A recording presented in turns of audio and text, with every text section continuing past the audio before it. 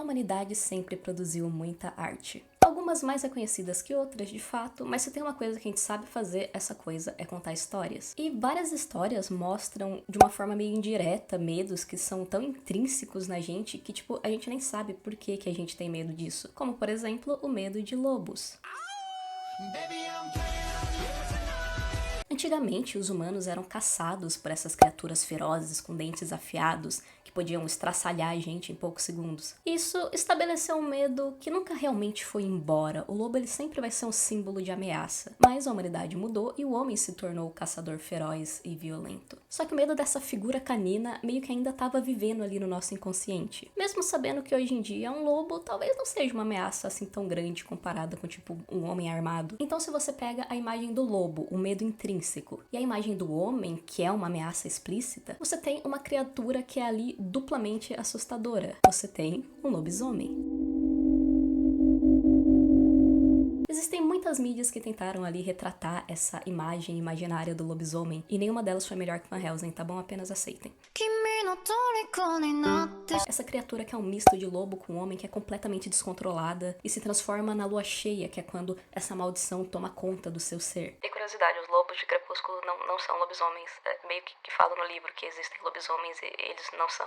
Eu fiquei meio gag quando eu descobri. Assim, o lobisomem é provavelmente a criatura folclórica mais conhecida aqui, no Brasil. E assim, é óbvio que existem vários tipos de lobisomens em vários lugares do mundo. Mas dessa vez eu não vou focar muito em lendas gringas não, tá bom? Eu vou focar na versão brasileira do lobisomem. Você provavelmente tem um tio, um vô, algum parente que mora no interior e que jura de pé junto que já viu um lobisomem. E se você não tem nenhum parente que já disse que viu um lobisomem, talvez esse parente vá ser você, tá bom? Então eu tomaria cuidado, eu não sairia na lua cheia, eu não sairia me arriscando. Mas voltando, existem algumas versões sobre como alguém pode se tornar um lobisomem. Se você, por algum acaso, assim, cair em um buraco, e esse buraco ele tá numa encruzilhada, aí você cai de cara e você bebe água sem querer desse buraco numa encruzilhada, você corre seríssimos riscos de se tornar um lobisomem. Só que isso é muito específico e meio difícil. Vamos tentar uma mais fácil, por exemplo, um meio de punição. Se você for filho de incesto, você provavelmente vai ser um lobisomem. Só que essa Vamos pra próxima. A mais simples seria simplesmente você ser mordido por um lobisomem. Acabou, facinho ali, é só você não morrer. Só que de onde viria esse primeiro lobisomem pra te morder? Bom, a lenda popular diz que o 7º filho de uma linhagem de mulheres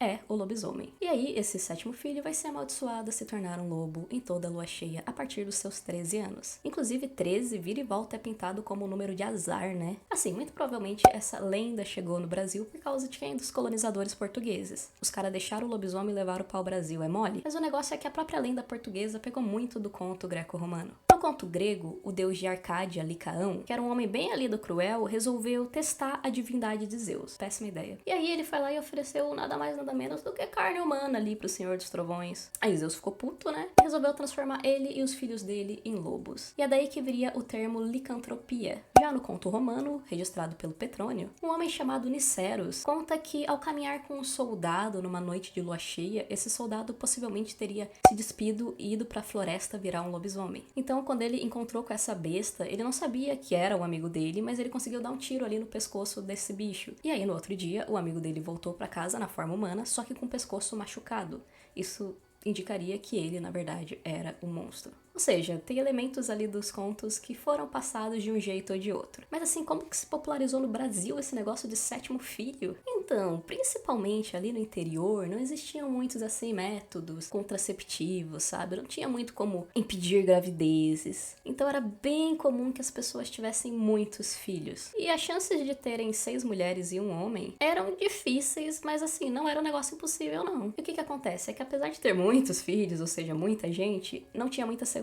Não tinha muita fiscalização, sabe? Então uma pessoa podia, sei lá, brigar com alguém na rua e durante a noite ir lá na fazenda dessa pessoa e matar o gado dessa pessoa. E, tipo, não tinha câmeras pra mostrar quem foi. E como na roça também não tinha muita iluminação, a iluminação era péssima, muitas pessoas aproveitavam pra sair ali durante a lua cheia, porque, querendo ou não, com a lua cheia no céu, a gente tem um pouco mais de luz à noite. Mas mesmo assim, era muito escuro. Agora sim, se eu tô numa estrada deserta à noite, só com a luz da lua, do nada passa alguma coisa ali do meio dos matos, eu não consigo identificar o que que é, eu já vou estar toda cagada de medo. E pra ajudar, como ainda tinha muitos cachorros sem dono vivendo na roça, escutar uivos era muito comum. Então se você junta tudo, um vulto desconhecido no meio do mato que você não consegue ver porque não tem luz, mesmo estando em plena lua cheia, uivos de cachorros e as histórias que os colonizadores têm trazido desde quando eles invadiram o Brasil, sem contar esse medo intrínseco que a gente ainda tem da figura do lobo.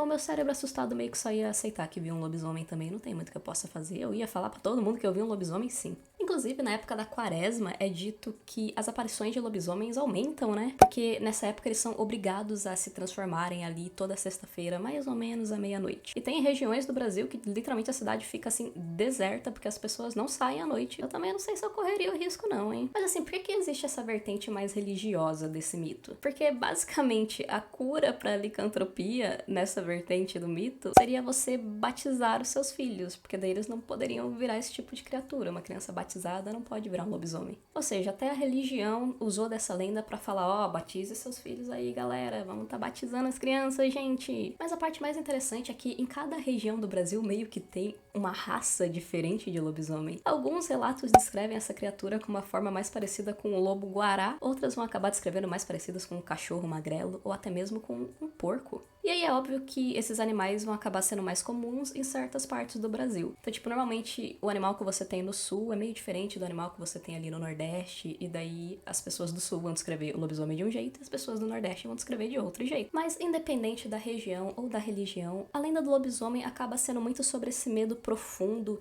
de perder a racionalidade humana e se tornar apenas uma besta descontrolada. Porque essa racionalidade é o que nos torna capaz de seguir a ordem das coisas. E sem essa ordem, ia ser um caos generalizado, que muito provavelmente resultaria na falha das leis sociais. E o que é um lobisomem senão uma criatura caótica que não segue nenhuma lei social? Mas o que seria do homem comum nesse cenário? Será que a humanidade não foi criando essa lenda com medo do que nós mesmos poderíamos nos tornar? E será que, no fim de tudo, o homem não é só o lobo do próprio homem?